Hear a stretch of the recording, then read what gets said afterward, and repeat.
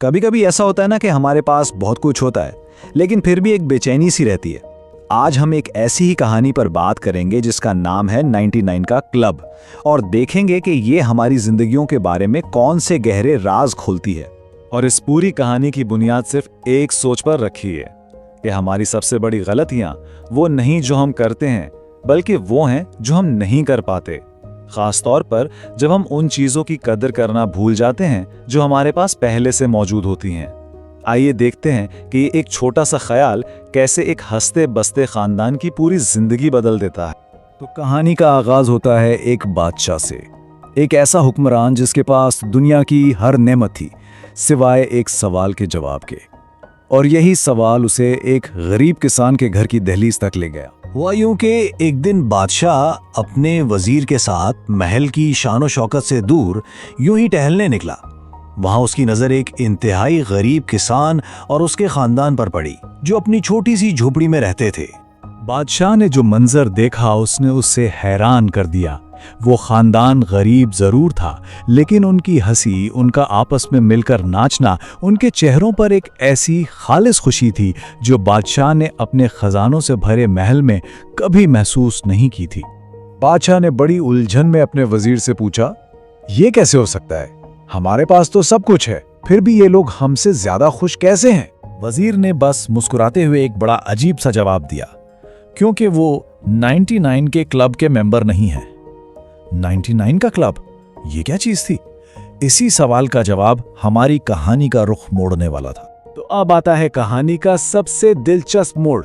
बादशाह के सवाल का जवाब देने के लिए वजीर ने सिर्फ बातें नहीं की, बल्कि एक छोटा सा तजुर्बा करने का सोचा। वजीर का मंसूबा बहुत सादा था। उसने बादशाह से कहा, मुझे बस 99 सोने के सिक्के दें और 6 महीने का वक्त। फिर एक रात उसने वो थैली चुपके से किसान के घर के बाहर रख दी। ये एक तरह का जाल था, ये देखने के लिए कि इंसानी फितरत कैसे काम करती है। सोचें जरा, अगली सुबह जब किसान को वो थैली मिली तो उसकी आंखें खुली की खुली रह गईं। सोने के सिक्के, ये तो किसी ख्वाब जैसा था। उसने फौरन अपने पूरे खानदान को इकट्ठा किया और वो सब मिलकर इस अचानक मिले खजाने को गिनने लगे।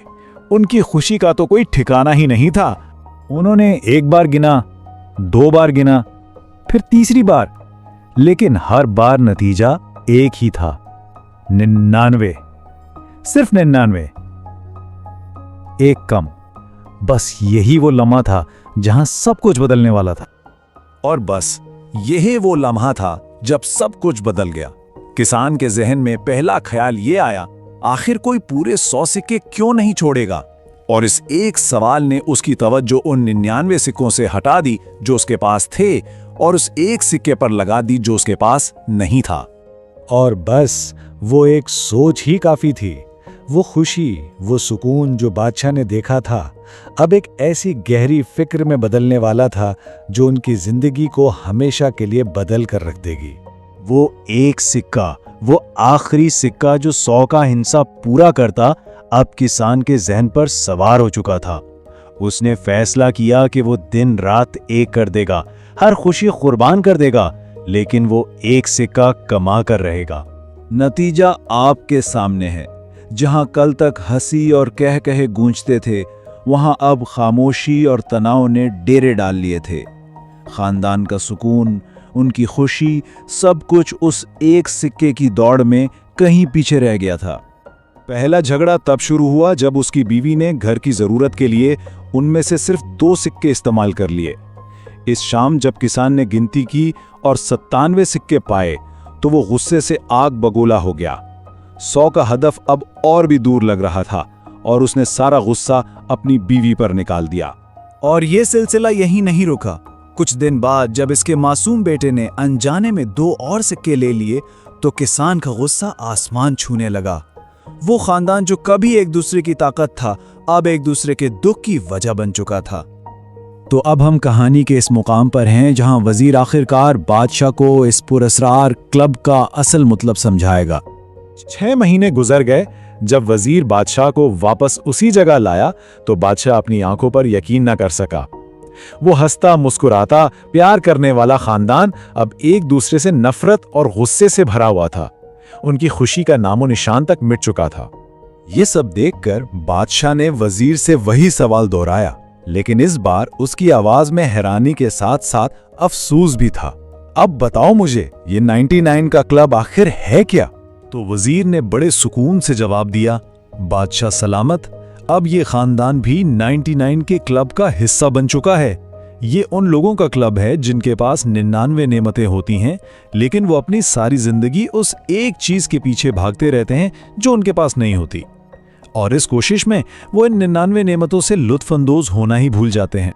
कहानी का ये आखिरी हिस्सा, एक और की कीमत।